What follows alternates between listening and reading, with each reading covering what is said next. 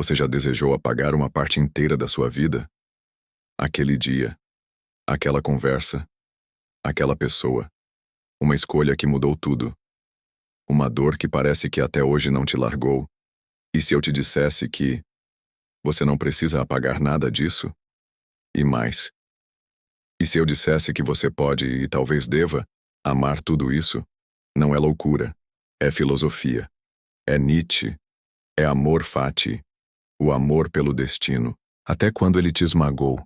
Talvez você esteja ouvindo isso num momento difícil, talvez em silêncio, tentando disfarçar a bagunça por dentro. Eu entendo, porque a gente faz isso mesmo, tenta seguir em frente como se estivesse tudo bem. Mas às vezes, tem uma dor que insiste em morar com a gente. Uma ferida que a gente olha e pensa: se eu pudesse voltar, faria tudo diferente. Nietzsche também pensou assim. Ele também se quebrou. Também ficou sozinho. Também gritou em silêncio.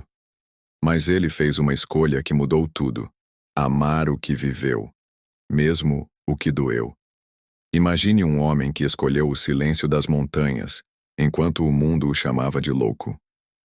Nietzsche viveu assim por um tempo, isolado numa vila chamada Sils Maria, nos Alpes suíços. Ali caminhava sozinho por horas todos os dias. Falava pouco. Escrevia muito. Suas anotações? Fragmentos de pensamentos que pareciam vir do além. Visões. Vozes internas. Um tipo de febre criativa. Certa vez, num verão gelado, ele anotou algo em seu caderno e depois parou, como se estivesse escutando algo que ninguém mais ouvia. As pessoas da vila contavam que ele falava com o vento, que sorria do nada, que ria às vezes, alto, sozinho, no meio da estrada. Mas ele não estava rindo. Ele estava tendo insights que mudariam a história do pensamento ocidental.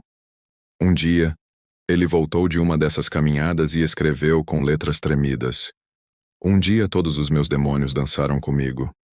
O que será que ele viu naquela montanha? Qual era o fardo que ele carregava em silêncio? E por quê, mesmo vivendo tudo o que viveu, ele escolheu dizer sim à própria história? A resposta ele deixou nas entrelinhas. É isso que vamos explorar até o fim deste vídeo. Mas olha que loucura.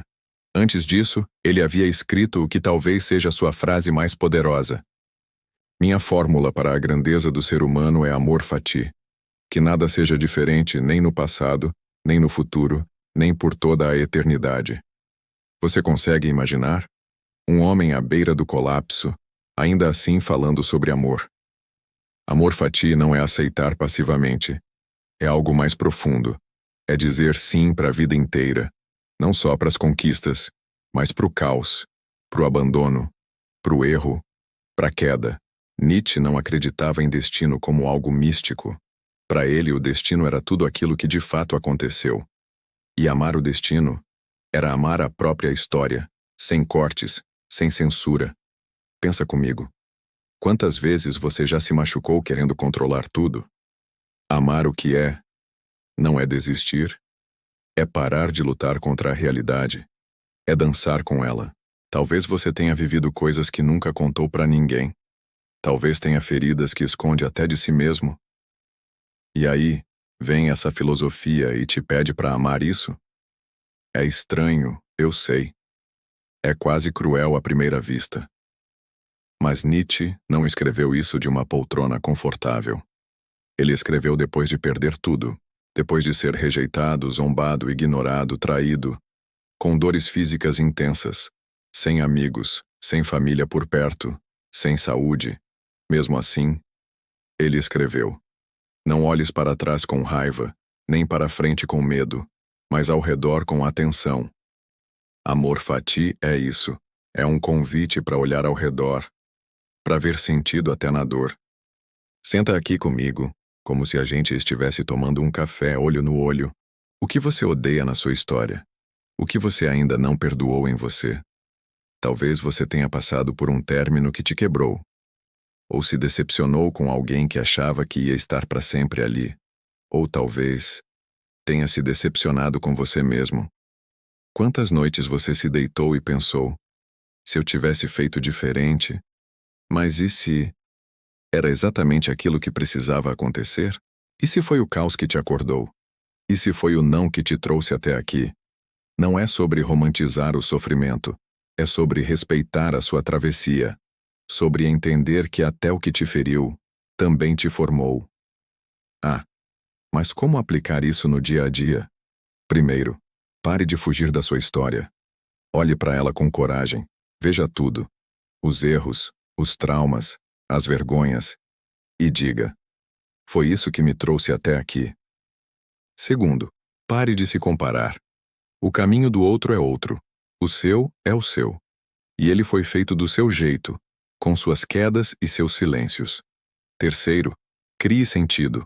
Nietzsche dizia que quem tem um porquê suporta qualquer como. Se você encontrar um sentido, mesmo pequeno, para o que você viveu, você ganha poder. Você vira autor da sua própria narrativa. E por fim, ame.